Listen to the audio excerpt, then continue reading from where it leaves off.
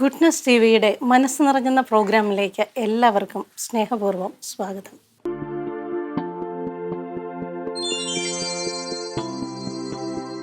Fort കൊച്ചിയിലെ നസ്രത്തിൽ നിന്നും ഒരു ജീസസ് ജാക്സൺ, അദ്ദേഹത്തെയാണ് ഇന്ന് ഞങ്ങൾ പരിചയപ്പെടുത്തുന്നത്. അദ്ദേഹത്തിൻ്റെ കലാജീവിതത്തിൻ്റെ വളർച്ചകളെ നമുക്ക് ഈ പ്രോഗ്രാമിലൂടെ അടുത്തറിയാം. ഒരിക്കൽ കൂടി എല്ലാവർക്കും ഈ പ്രോഗ്രാമിലേക്ക് സ്വാഗതം.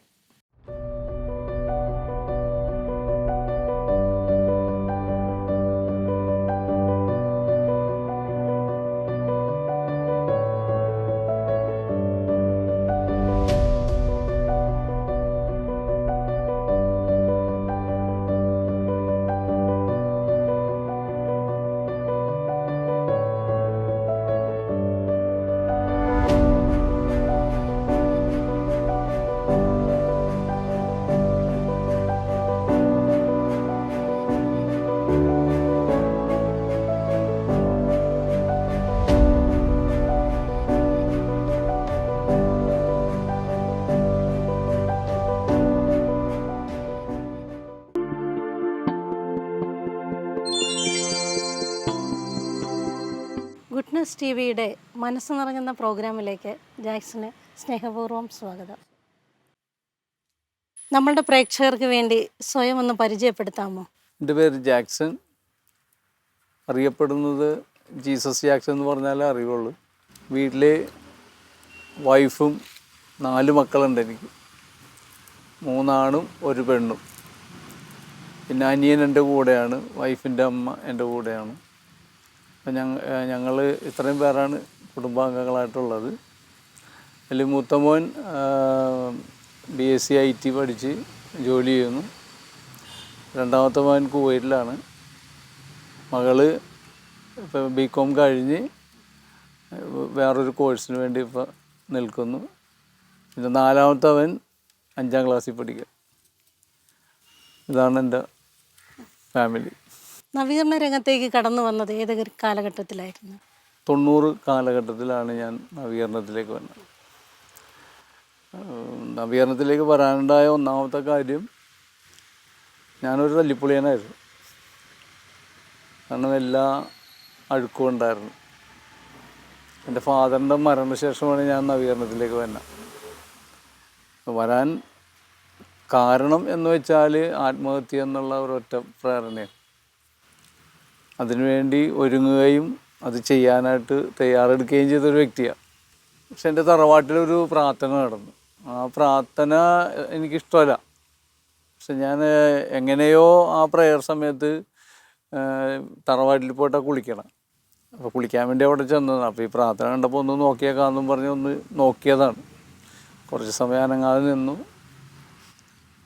ഞാൻ കുളിക്കാൻ പോയി. കുളി കഴിഞ്ഞ് തിരിച്ചു വരുമ്പോഴത്തേക്കും ആ പ്രയർ ഗ്രൂപ്പിലുണ്ടായിരുന്ന ഒരു ചേച്ചി പറഞ്ഞ് അവന് വേണ്ടി ഒന്ന് പ്രാർത്ഥിക്കണം, അവൻ ആളൊരു ഇത്തിരി പെശകാണ്. അപ്പം അങ്ങനെ പ്രയർ നയിച്ചുകൊണ്ടിരുന്ന വ്യക്തി എന്നെ വിളിച്ചു. ഞാൻ ചെന്ന് മോന് വേണ്ടി ഞാനൊന്ന് പ്രാർത്ഥിച്ചോട്ടെ എന്ന് ചോദിച്ചു. അവൻ പ്രാർത്ഥിച്ചു. അതിനെന്താ, ഇങ്ങനെ അവർ പ്രാർത്ഥിച്ചു. ആ പ്രാർത്ഥനയിൽ എന്തോ ഒരു ശക്തി എന്നിലേക്ക് കടന്നു വന്നതായിട്ട് എനിക്ക് അനുഭവപ്പെട്ടു. അങ്ങനെയാണ് ഞാൻ നവീകരണത്തിലേക്ക് വന്നത്. ജീസസ് യൂത്തിൽ പ്രവർത്തിച്ചിട്ടുണ്ടല്ലോ, അപ്പോൾ ആ മൂമെൻറ്റിൽ ഏത് മിനിസ്ട്രിയിലായിരുന്നു പ്രവർത്തിച്ചിരുന്നത്? ഞാൻ ജീസസ് യൂത്തിൻ്റെ കൊച്ചി സോണലിൻ്റെ ഉദ്ഘാടനം നടന്നത് ഈ 90 കാലഘട്ടത്തിലാണ്. മരിച്ചുപോയ പിതാവ് ജോസഫ് കുരുത്തറ പിതാവായിരുന്നു അത് ഇനാഗ്രേഷൻ ചെയ്തത്. അങ്ങനെ ആ ഗ്രൂപ്പിൽ എൻ്റെ ഇടവപ്പള്ളിയിൽ വെച്ചായിരുന്നു ഒരു പ്രയർ ഗ്രൂപ്പ് സംഘടിപ്പിക്കുകയുണ്ടായി.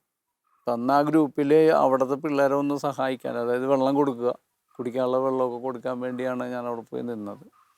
അങ്ങനെ ജവയിലേക്ക് വന്നതിന് ശേഷം ഞാൻ ഫുഡ് മിനിസ്ട്രിയിലായിരുന്നു ഞാൻ ആദ്യം ചെയ്തത്. പിന്നീടാണ് ഞാൻ ഓഡിയോ വിഷ്വൽ മിനിസ്ട്രിയിലേക്ക് വരുന്നത്. കാരണം കലയോട് എനിക്ക് ഭയങ്കര താല്പര്യമായിരുന്നു. പക്ഷെ ആ ഓഡിയോ വിഷ്വൽ മിനിസ്ട്രിയിലൂടെയാണ് എൻ്റെ ഉള്ളിലെ കഴിവുകളെ കൂടുതൽ രംഗത്തേക്ക് കൊണ്ടുവരുവാനും അതുപോലെ തന്നെ കർത്താവിന് വേണ്ടി കൊടുക്കുവാനും എനിക്ക് വഴിയൊരുക്കിയത്. അഭിനയകലയിൽ ആദ്യമായിട്ട് ക്യാമറയുടെ മുന്നിൽ വന്നത് എപ്പോൾ, എവിടെ വെച്ചായിരുന്നു? ഞങ്ങളിവിടെ കൊച്ചിൻ കാർണിവൽ എന്ന പറയുന്ന പരിപാടിയുണ്ട്. 31 കൊച്ചിൻ കാർണിവലിൽ ഭയങ്കര ആഘോഷമായ ഒരു സംഭവമാണ്. ഞാനതിൽ ക്രൈസ്റ്റിൻ്റെ വേഷം ചെയ്തു. അത് ടേബ്ലോ ചെയ്തപ്പോഴത്തേക്കും അന്ന് ഈ ടേബ്ലോ കണ്ട ബ്രദർ സെബാസ്റ്റ്യൻ ബ്രദർ വൈപ്പിൻ, പുള്ളി ഇത് കണ്ടിട്ടുണ്ടായിരുന്നു. അങ്ങനെ ഇരിക്കുമ്പോഴാണ് ആലപ്പുഴയിൽ നിന്നും ബെന്നി എന്നെ അന്വേഷിച്ചു വന്നു. ബെന്നി ജെയിംസ് വന്ന് എന്നെ കണ്ടു. ജോയിച്ചാണ്ട് വില്ലേജ് എന്നെ കാണണം. അപ്പോൾ ഇങ്ങനെ ഒരു ടെലിഫിലിം ചെയ്യാൻ വേണ്ടിയാണ് അതിനുവേണ്ടി ക്ഷണിക്കാൻ വന്നതെന്ന് പറഞ്ഞു. അപ്പോൾ സെബാസ്റ്റ്യൻ ബ്രദർ അതിൻ്റെ അകത്ത് പൗലോസിൻ്റെ ക്യാരക്ടർ ചെയ്തിട്ടുണ്ട്. അപ്പം അങ്ങനെയാണ് ഞാൻ ബാബു തുളസിത്തറ, ആലപ്പുഴക്കാരൻ ബാബു തുളസിത്തറ. ബാബുച്ചാനെ എനിക്ക് നേരത്തെ അറിയാം, കാരണം എൻ്റെ പെങ്ങളുടെ കൂട്ടുകാരനും കൂടിയാണ്. അങ്ങനെ ബാബുച്ചാൻ്റെ ആ എന്താണ് ഗലീലിയൻ എന്ന് പറയുന്ന ഒരു ടെലിഫിലിമിൽ കന്യാകുമാരി മുട്ടം എന്ന് പറയുന്ന സ്ഥലത്താണ് ഷൂട്ട് ചെയ്തത്. അങ്ങനെയാണ് ഞാൻ ആദ്യമായിട്ട് ടെലിഫിലിമിലേക്ക് വരുന്നത്. ദൂരദർശനിലായിരുന്നു അത് ടെലികാസ്റ്റ് ചെയ്തത്. ജാക്സൺ, ഷാജി തുമ്പേച്ചിറ അച്ഛൻ്റെ അത്ഭുതങ്ങൾ തീർന്നിട്ടില്ല, ആ പാട്ടിൻ്റെ വിഷ്വൽ ചെയ്തിരിക്കുന്നത് ജാക്സൺ ആണല്ലോ. അതിൻ്റെ ഒരു എക്സ്പീരിയൻസ് ഷെയർ ചെയ്യാമോ? അത് തൊടുപുഴയിൽ വെച്ചായിരുന്നു. തൊടുപുഴയിൽ അതിൻ്റെ ഷൂട്ട് നടക്കുന്നതിന് മുൻപത്തെ ഒരു എക്സ്പീരിയൻസ് വെച്ച് വെച്ചാൽ, എൻ്റെ വീട്ടിൽ ആലപ്പുഴയിലെ സുനിൽ എന്ന് പറഞ്ഞ ഒരു പയ്യനെ അപ്പോൾ വന്നിട്ട് പറഞ്ഞിങ്ങനെ ഷാജി തുമ്പേച്ചിറ അച്ഛൻ്റെ, അപ്പോൾ അച്ഛൻ ഫേമസ് ആയ ഒരു വ്യക്തിയാണല്ലോ, അപ്പോൾ ഇങ്ങനൊരു സംഭവം ചെയ്യണം അങ്ങനെ പറഞ്ഞു. ഞാൻ വരാം. അപ്പം അതിൻ്റെ ഷൂട്ട് തൊടുപുഴ വെച്ച് നടക്കുമ്പോൾ തലേ ദിവസം നല്ല മഴയായിരുന്നു. അവിടെ മഴ വന്നിട്ട് പിറ്റേ ദിവസം നല്ല ചൂടും. പ്രായമായ കുറേ ആൾക്കാരൊക്കെ വന്നിട്ടുണ്ടായിരുന്നു ആ ഷൂട്ടിന്, പിന്നെ കുട്ടികൾ കുറേ ഉണ്ടായിരുന്നു. പക്ഷേ ഈ ചൂടിൻ്റെ ഇതുകൊണ്ട് ഷൂട്ട് ചെയ്യണ സമയത്ത് പിള്ളേരൊക്കെ തലയിറങ്ങി വീണു. ഇപ്പം വളരെ ഇതായിരുന്നു. പക്ഷെ ആ പാട്ട് വളരെ ശക്തമായ ഒരു പാട്ടാണ്. അത് അഭിനയിച്ച് തുടങ്ങിയപ്പോൾ തന്നെ പലരും എന്നോട് ഇതിൻ്റെ വിഷ്വൽ കണ്ടതിന് ശേഷം പലരും ചോദിച്ചു, നീ ജാക്സൺ തന്നെയാണ് അത് പാടിയെന്നുള്ളത്. കാരണം മാർക്കോസാണ് അത് പാടിയേക്കണം. പക്ഷെ മാർക്കോസിൻ്റെ സ്വരവും എൻ്റെ ലിപ്പും കറക്റ്റാണ്. അപ്പോൾ അതിന് ശേഷം ആ ഷൂട്ടിന് ശേഷം ഇത് വിഷ്വൽ ചെയ്തതിന് ശേഷം പലരും എന്നോട്, ഒരിക്കലും എൻ്റെ ഒരു സുഹൃത്ത് വന്ന് എന്നോട് പറഞ്ഞ് അവൻ ആക്സിഡൻ്റായിട്ട് കിടക്കണമായിരുന്നു, ഈ പാട്ട് അവൻ കണ്ടപ്പോഴത്തേക്കും അവന് ഈ കാലിന് സൗഖ്യം ഉണ്ടായെന്ന് പറഞ്ഞു. പിന്നെ ഷാജിച്ചൻ പറഞ്ഞൊരു കാര്യമുണ്ട്, ഈ പാട്ട് അച്ഛൻ ഏതൊരു ധ്യാനകേന്ദ്രത്തിൽ ഇത് പാടിയപ്പോഴത്തേക്കും ബ്ലഡ് വന്ന് വീണെന്നാണ് പറയുന്നത്. അച്ഛൻ്റെ ലോകയിൽ ബ്ലഡ് വന്ന് വീണെന്നാണ് പറയുന്നത്.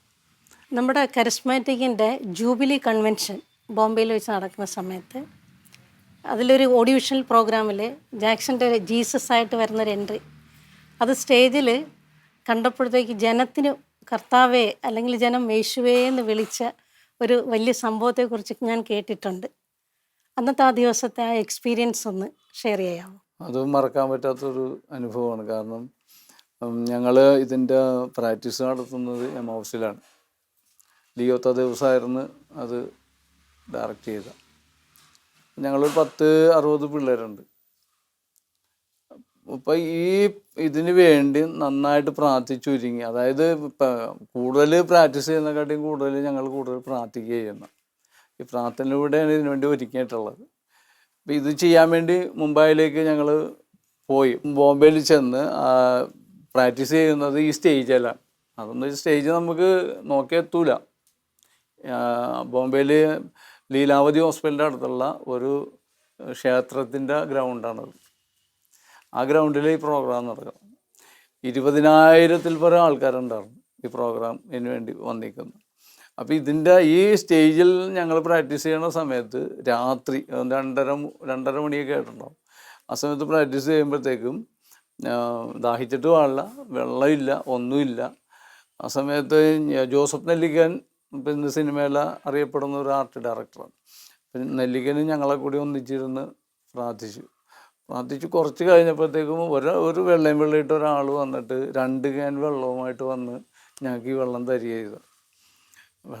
വെള്ളം തരാൻ പറഞ്ഞ് കൊണ്ടുവന്ന് കൊടുക്കാൻ പറഞ്ഞു തന്ന് വെള്ളം കയ്യിൽ വാങ്ങി. പിന്നെ ഈ മനുഷ്യനെ ഞങ്ങൾ അവിടെ നോക്കിയിട്ട് കണ്ടിട്ടില്ല. അപ്പം അതൊരു ദൈവാനുഭവമാണ്. സഖ്യവോസ് എന്ന് പറയുന്ന ഒരു സ്കിറ്റാണ്. അതിൽ ജീസസിൻ്റെ എൻട്രി എന്ന് പറയുന്നത് ലാസ്റ്റാണ്. അത് ഓഡിയൻസിൻ്റെ ഇടയിൽ നിന്നാണ് വരുന്നത്. അപ്പം ഇത് CD ആണല്ലോ, ഓഡിയോ CD റെക്കോർഡ് ചെയ്ത് വെച്ചേക്കണേ. ഞങ്ങളത് ടൈമിംഗ് എല്ലാം ഈ ഇത്രയും വലിയ ഗ്രൗണ്ടിൽ നടന്ന് സ്റ്റേജിൽ എത്തേണ്ട വരെ നമ്മളത് പ്രാക്ടീസ് ചെയ്ത് വെച്ചേക്കണേ, ടൈമിംഗ് എല്ലാം. പക്ഷേ ഈ പ്രോഗ്രാം നടക്കുന്ന സമയത്ത് ബാക്കിൽ നിന്ന് ഞാൻ എൻട്രി ചെയ്തപ്പോഴത്തേക്കും, ജീസസ് എൻട്രി ചെയ്തപ്പോഴത്തേക്കും ജനങ്ങളെല്ലാം നേരെ ആ എൻട്രൻസിലേക്ക് ഇറങ്ങിയിട്ട് എൻ്റെ കാലിൽ വന്ന് വീഴുന്നു. അങ്ങനെ പല സംഭവങ്ങളാണ്. ലിയോ ആകെ ടെൻഷനായി. കാരണം വെച്ചിട്ടുണ്ടെങ്കിൽ കൃത്യസമയത്ത് എത്തിയില്ലേ ഓടി കയറിപ്പോവും. പക്ഷെ കൃത്യമായിട്ട് സ്റ്റേജിൽ വരികയും അത് ചെയ്യുകയും ചെയ്തു. പക്ഷെ അത് ഭയങ്കര ദൈവാനുഭവമായിരുന്നു. കാരണം ഒത്തിരി പേര് കരയാനൊക്കെ തുടങ്ങി, വിളിക്കാൻ തുടങ്ങി. അങ്ങനെ പല അനുഭവങ്ങളും അവിടെ വെച്ചുണ്ടായിരുന്നു. ഞാൻ ഈ പ്രോഗ്രാം കഴിഞ്ഞതിന് ശേഷം എൻ്റെ ഡ്രസ്സ് ഊരി ഞാൻ ഗ്രീൻ റൂമിൽ വെച്ചിട്ടുണ്ടായിരുന്നു. ആ സമയത്ത് എൻ്റെ അടുത്ത് ഓട്ടോഗ്രാഫി ചോദിച്ചിട്ട് കുറേ ആൾക്കാർ എൻ്റെ പിന്നാലെ വന്നു. പക്ഷേ എനിക്ക് ഭാഷ അറിയാൻ പാടാത്ത കാരണം കൊണ്ട് ഞാൻ ഓടിക്കളഞ്ഞു. ഞാൻ ഓടി ഗ്രീൻ റൂമിൽ കയറി കളഞ്ഞു. കുറേ സമയം കഴിഞ്ഞ് ഞാൻ ഈ ഡ്രസ്സ് നോക്കിയപ്പോൾ എൻ്റെ ഡ്രസ്സ് കാണുന്നില്ല. ഡ്രസ്സ് ആരും എടുത്തുകൊണ്ട് പോയി. അപ്പോൾ അത് മറക്കാൻ പറ്റത്തില്ല. ആ ഡ്രസ്സ് എനിക്ക് കിട്ടിയില്ല. അത് ആരും എടുത്തുകൊണ്ട് പോയത്. പിന്നെ പലരും വന്ന് അവർക്കുണ്ടായിരുന്ന ആ സമയത്ത് ഉണ്ടായിരുന്ന അനുഭവങ്ങളൊക്കെ പങ്കുവയ്ക്കുന്നുണ്ട്. അത് ഈ ജീസസിൻ്റെ ഈ കഥാപാത്രം ചെയ്യുമ്പോൾ ഞാൻ നന്നായിട്ട് പ്രാർത്ഥിക്കും, ഒരുങ്ങിയേ ചെയ്യത്തുള്ളൂ. ആ ഡ്രസ്സ് പ്രാർത്ഥിച്ചിട്ട് ഞാൻ എൻ്റെ ദേഹത്തേക്ക് ഇടുന്ന. സാജു ചെറിയാൻ പറയും, ഇപ്പം ഈ കാണുന്നവരല്ല, പക്ഷേ സ്റ്റേജിലേക്ക് വരുമ്പോഴത്തേക്കും നിങ്ങൾ ശ്രദ്ധിച്ചു എന്ന് പറയും. ഒരു യൂത്തിനോട് സാജു ഷെയർ ചെയ്തതാണ്. അവൻ ആ വസ്ത്രം ശരീരത്തേക്ക് ഇട്ട് കഴിഞ്ഞാൽ പിന്നെ ജാക്സണല്ല കേട്ടോ, അവിടെ വേറെ വ്യക്തിയാണ്. സത്യമാണത്. കാരണം വെച്ചിട്ടുണ്ടെങ്കിൽ ആ ഡ്രസ്സ് ഞാൻ ശരീരത്തേക്ക് ഇട്ട് കഴിഞ്ഞിട്ടുണ്ടെങ്കിൽ എൻ്റെ കണ്ണുകൾക്ക് മാറ്റം വരും, സ്വഭാവത്തിന് മാറ്റം വരും, ശരീരത്തിൻ്റെ നടപ്പിനും എല്ലാ ഇതിലും മാറ്റം വരും. ഇത് ഈ സ്കിറ്റ് ചെയ്യുമ്പോൾ എൻ്റെ ശരീരത്തിൽ ബ്ലഡ് പൊടിയാതെ ആ സ്കിറ്റ് മുന്നോട്ട് പോകില്ല. പല രീതിയിലും അപകടങ്ങളുണ്ടാകും. പക്ഷെ എൻ്റെ ശരീരത്തിൽ ബ്ലഡ് പൊടിയും.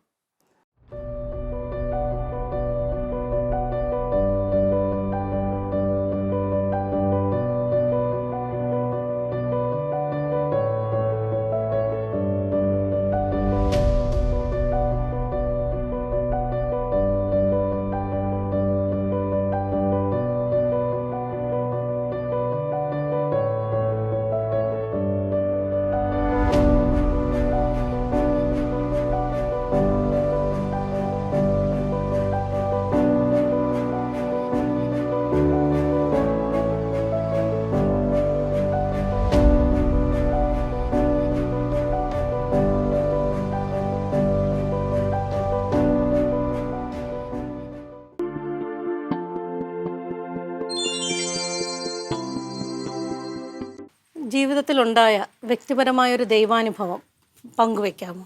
2013 ഓഗസ്റ്റ് 5-ാം തീയതി ഞങ്ങളുടെ കുടുംബ യൂണിറ്റിൻ്റെ പ്രോഗ്രാം ഈ അക്കിനാസ് പാസ് സെൻറ്ററിൽ വെച്ചാണ്.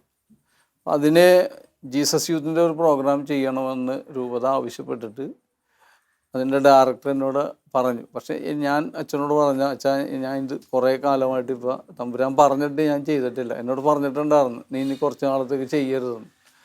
അപ്പോൾ അതിൻ്റെ വെളിച്ചത്തിൽ അച്ഛൻ എനിക്ക് ചെയ്യാൻ പറ്റത്തില്ല. അതുമല്ല പിള്ളേരെല്ലാം ഇനി ഓഡിഷൻ്റെ പിള്ളേരൊക്കെ കുറേ പേരൊക്കെ ജോലികളൊക്കെ തേടിപ്പോയി, കല്യാണം കഴിഞ്ഞു. അപ്പം അങ്ങനെ പിള്ളേരുടെ കുറച്ച് വിരളമുണ്ട്. അപ്പം അതുകൊണ്ട് നമുക്കത്, പക്ഷെ അച്ഛൻ സമ്മതിച്ചില്ല. അച്ഛൻ്റെ നിർബന്ധപ്രകാരം ഞാൻ ചെയ്യാമെന്ന് പറഞ്ഞു. അങ്ങനെ ഞാൻ എൻ്റെ ഒരു ഫ്രണ്ടിൻ്റെ വീട്ടിൽ പോയി പിള്ളേരെ വെച്ച് ഈ സ്കിറ്റ് പ്രാക്ടീസ് ചെയ്യിപ്പിച്ചു. അത് നമ്മൾ ചെയ്യുന്ന മഴയെന്ന് പറഞ്ഞൊരു സ്കിറ്റാണ്. അതിലേക്ക് അവസാനം ജീസസിൻ്റെ എൻട്രിയും ക്രൂസിഫിക്കേഷൻ ഇതെല്ലാം കടന്നു വരുന്ന സംഭവം. അങ്ങനെ അത് പഠിപ്പിച്ച് ഈ പ്രോഗ്രാം ചെയ്തു. ഉച്ചക്ക് 12:30 1 മണിക്ക് ലഞ്ചിന് മുമ്പ്, ഭക്ഷണത്തിന് മുമ്പാണ് ഈ പ്രോഗ്രാം ചെയ്യുക. ഇതിങ്ങനെ സംഭവം ചെയ്തുകൊണ്ട് നിൽക്കുമ്പോഴത്തേക്കും ക്രൂസിഫിക്ഷൻ്റെ കുരിശ് യാത്രയുടെ സംഭവം ചെയ്യണ സമയത്ത് സ്റ്റേജിൽ നിന്ന് ഞാൻ താഴേക്ക് വീഴും. ആ വീഴുന്ന സമയത്ത് എൻ്റെ കാലിൽ ലോകം ഉടക്കി ഞാൻ പൊങ്ങിപ്പോയി. നേരെ കറങ്ങി വന്ന് താഴെ വന്ന് ഉപ്പൂറ്റി വന്ന് ഇടിക്കൽ ഉപ്പൂറ്റി ഒടിഞ്ഞു പോയി. ഈ ഉപ്പൂറ്റി ഒടിഞ്ഞു പോയിട്ട് ബാക്കി 8 മിനിറ്റ് കൂടെ ഉണ്ട് പ്രോഗ്രാം തീരാൻ. അപ്പം എന്നെ തള്ളുന്നവരുണ്ട്. അപ്പം ഞാൻ ഈ തള്ളാൻ വേണ്ടി 2 പേരോട് പ്രത്യേകം പറഞ്ഞിട്ടുണ്ട്, അവരായിരിക്കും നമ്മളെ മുന്നോട്ട് നയിക്കണം. അപ്പം ഞാൻ സൈവറിനോട് പറഞ്ഞു, സൈവർ എൻ്റെ കാലിന് എന്തോ സംഭവിച്ചിട്ടുണ്ട്, നോക്കി തള്ളണം കേട്ടാന്ന് പറയും. അപ്പോൾ സൗണ്ടൊക്കെ ഉള്ളതുകൊണ്ട് നമ്മൾ പറയണ ആരും കേൾക്കില്ല. അങ്ങനെ ഞാൻ അതനുസരിച്ച് ഒറ്റക്കാലയിൽ ഈ ഓഡിയൻസ് എവിടം വരെ ഇരിക്കണം അവിടം വരെ ഒറ്റക്കാലയിൽ കുരിശ് യാത്ര ചെയ്ത് തിരിച്ച് സ്റ്റേജിൽ വന്ന് ആ കുരിശിൻ്റെ ആ സംഭവം നറേഷനിലൂടെ സംഭവം ചെയ്ത് നമ്മുടെ കാല് കൂട്ടിപ്പിടിച്ചേക്കണം കേട്ടോ, അല്ലെങ്കിൽ എനിക്ക് നിൽക്കാൻ പറ്റില്ലെന്ന് പറഞ്ഞു. അങ്ങനെ അവർ കൂട്ടിപ്പിടിച്ച് ഈ സംഭവം കഴിഞ്ഞ് അവൻ എന്നെ പൊക്കി എന്നെ അവർ പുറയിലേക്ക് കൊണ്ടുപോയി. ചെന്നപ്പോഴത്തേക്ക് എന്താ എനിക്കറിയാം, കാരണം ഇത് ഈ ഉപ്പൂറ്റി കിടന്ന് കറങ്ങണേണ് ഒടിഞ്ഞിട്ട്, നല്ല വേദനയുണ്ട്. നേരെ ഹോസ്പിറ്റലിലേക്ക് കൊണ്ടുപോയി.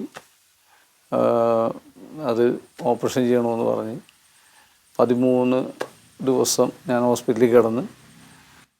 ആ സമയത്ത് എൻ്റെ ഭാര്യ 4ാമത്തെ കുട്ടിയെ 2 മാസം ഗർഭിണിയാണ്. ബാക്കി എല്ലാവരും പഠിക്കണ്, ഞാനൊരു പെയിൻറ്റിങ് തൊഴിലാളിയാണ്. അപ്പം എൻ്റെ വരുമാനം കൊണ്ട് വേണം വീട്ടിലെ കാര്യങ്ങളൊക്കെ നടക്കാൻ. ഞങ്ങൾ അപ്പോൾ 8 പേരുമുണ്ട്. അപ്പോൾ ആ ഒരു അവസ്ഥയെന്ന് പറയുന്നത് നമുക്ക് ചിന്തിക്കാൻ പറ്റത്തില്ല. മക്കളൊക്കെ ആരും ജോലിക്കാരില്ല. പക്ഷെ ദൈവം നമ്മളെ വഴി നടത്തും. നമ്മൾ തമ്പുരാന് വേണ്ടി ഇറങ്ങിയെങ്കിൽ തമ്പുരാൻ നമ്മളെ വഴി നടത്തും എന്നുള്ളൊരു വിശ്വാസം ഉണ്ടായിരുന്നു. 6 മാസം ഞാൻ വീട്ടിൽ കിടന്നു. ഈ കിടക്കുന്ന സമയത്ത് ഒത്തിരി വേദനകളും ഉണ്ടായിട്ടുണ്ട്. ആ സമയത്ത് പലരും വന്ന് ചോദിച്ചാൽ എങ്ങനെയാണ് നീ കഴിയുന്നത്? അപ്പോൾ എനിക്കിത് പറഞ്ഞ് എനിക്ക് മതിയായി. അവസാനം ഞാൻ 1 രാജാക്കന്മാരുടെ പുസ്തകത്തിലെ വചനം എഴുതി ഞാൻ കിടക്കണതിൻ്റെ 2 ഭാഗത്തൊട്ടിച്ച്. ഒന്ന് കാക്ക ഭക്ഷണം കൊണ്ടുവന്ന് കൊടുക്കുന്ന ആ വചനവും, പിന്നെ അത് വിധവയുടെ ഇതിൽ എണ്ണ തീരാത്ത, മാവും തീരാത്ത എണ്ണ തീരാത്ത ആ വചനത്തിൻ്റെയും 2 ഇത് എഴുതി അവിടെ ഒട്ടിച്ച് വെച്ച്. വരുന്നവർ ചോദിക്കുന്നത് നമ്മൾ നിങ്ങൾ ആ വചനം വായിച്ചു, ഇതാണ്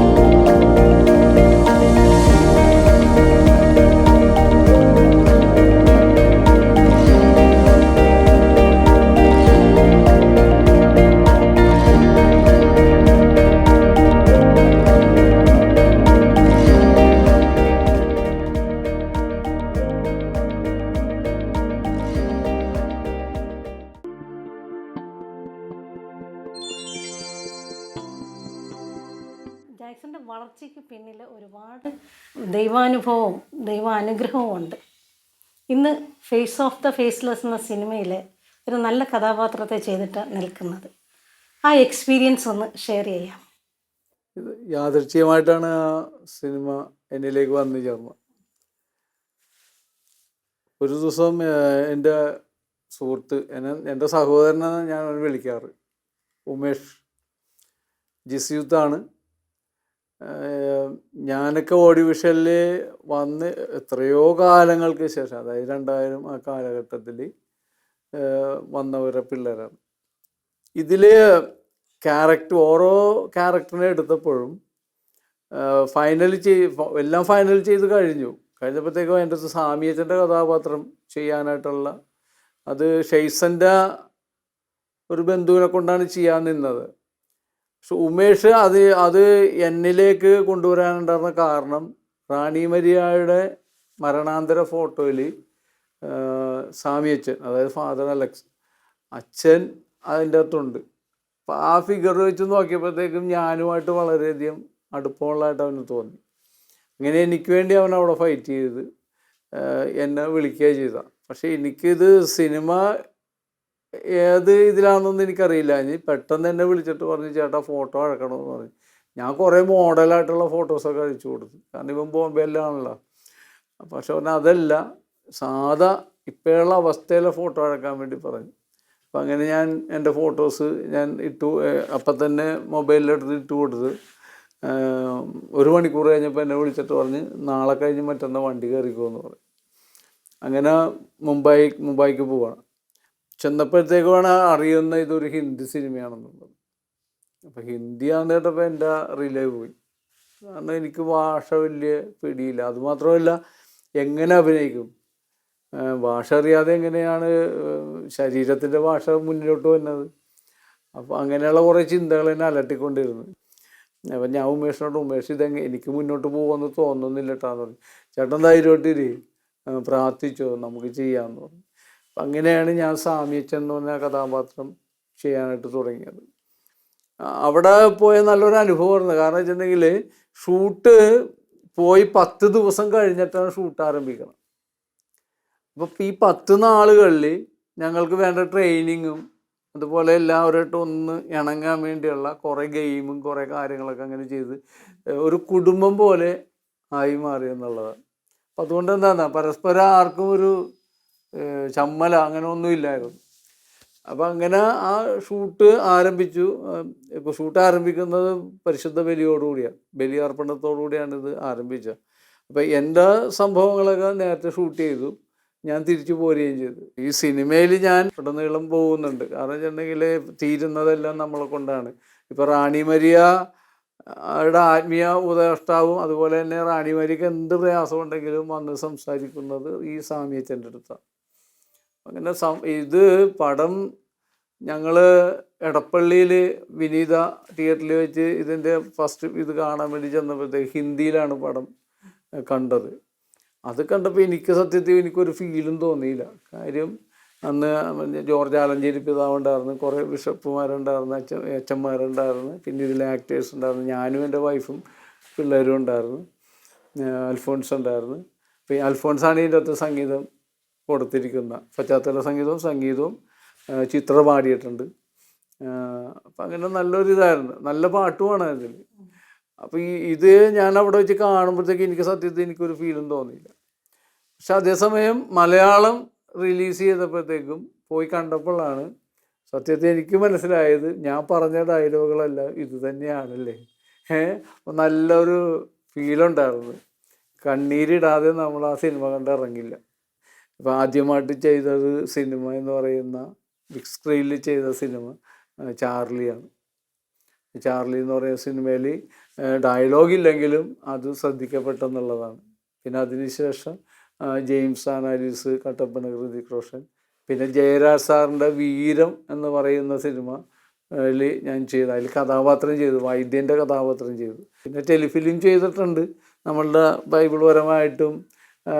ഇപ്പം ബാബുച്ചായൻ്റെ ഗലീലിയൻ, അതുപോലെ ഉയർത്തപ്പെട്ടവൻ, ഫാദർ രഞ്ജിത്തിൻ്റെ ഉയർത്തപ്പെട്ടവൻ, പിന്നെ കുറേ ഒരു 4ഓളം പരസ്യത്തിൽ ചെയ്തു. പിന്നെ ടോമി തച്ചങ്കരയുടെ 7ഓളം ആൽബങ്ങൾ ചെയ്തു. പക്ഷേ എങ്കിലും ദൈവത്തിൻ്റെ ഹിതവും പദ്ധതിയും അനുസരിച്ചാണ് ഇന്ന് ജീവിതം പോണത്. സഹനങ്ങൾ ഒത്തിരിയേറെ ഉണ്ട്. ഇന്നും പ്രതിസന്ധി ഘട്ടങ്ങളിലൂടെ തന്നെയാണ് ഞാൻ കടന്നു പോകുന്നത്. ഇപ്പം ഈ ഫേസ് ഓഫ് ദ ഫേസ്ലെസ് എന്ന് പറഞ്ഞ സിനിമയാണ് എന്നെ ഇപ്പം എൻ്റെ നാട്ടിൽ ഞാൻ ഇപ്പോഴാണ് ഒരു സിനി ആർട്ടിസ്റ്റായിട്ട് മാറിയത്. ജീസസിൻ്റെ ക്യാരക്ടർ എന്നെ അറിയപ്പെടുന്നത് ജീസസ് ജാക്സൺ എന്നാണ്. എന്ത് സിനിമ ചെയ്താലും ജീസസിൻ്റെ ക്യാരക്ടർ ചെയ്യുന്ന അനുഭവം ഒരിക്കലും കിട്ടത്തില്ല. ഒരിക്കലും അംഗീകാരങ്ങൾ ചോദിച്ചു വാങ്ങിക്കാൻ പാടില്ല. അതാണ് നമ്മളുടെ ഇത്. അത് വന്നു ചേരേണ്ട സമയത്ത് വന്നു ചേരും. എന്നോട് ബെന്നി ജെയിംസ് ഇടയ്ക്ക് പറഞ്ഞ്, നീ കർത്താവിന് വേണ്ടി കുറേ ഓടിയതല്ലേ, ഇനി കർത്താവ് നിനക്ക് വേണ്ടി ഓടിക്കോളൂ. നീ കഷ്ടപ്പെട്ടതിന് നിനക്ക് ദൈവം ഒരു വഴി ഒരുക്കിയിരിക്കുകയാണ്.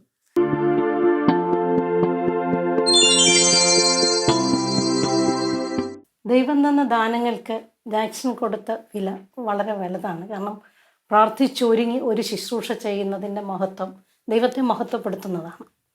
അപ്പോൾ ദൈവം ഇന്ന് ജാക്സനെ ഒത്തിരി വിലമതിച്ച് നിർത്തിയിരിക്കുന്നു. ആ ദൈവത്തിന് നന്ദി പറയുന്നു. ഒപ്പം ഞങ്ങൾക്ക് വേണ്ടി വിലയേറിയ സമയം ചിലവഴിച്ചതിന് ജാക്സനും നന്ദി പറയുന്നു. ദൈവത്തെ അറിഞ്ഞ നാൾ മുതൽ ആ ബന്ധത്തിൻ്റെ ഇഴമുറിയാതെ സഞ്ചരിക്കുന്ന അനുഗ്രഹീത കലാകാരനായ ജാക്സനെയാണ് നാം ഈ പ്രോഗ്രാമിലൂടെ പരിചയപ്പെട്ടത്. അദ്ദേഹത്തിൻ്റെ പ്രവർത്തനങ്ങൾ എല്ലാവർക്കും ഒരു പ്രചോദനമാകട്ടെ. മറ്റൊരു എപ്പിസോഡിൽ മറ്റൊരു വ്യക്തിയുടെ വിശേഷവുമായി നമുക്ക് കണ്ടുമുട്ടാം. നന്ദി, നമസ്കാരം.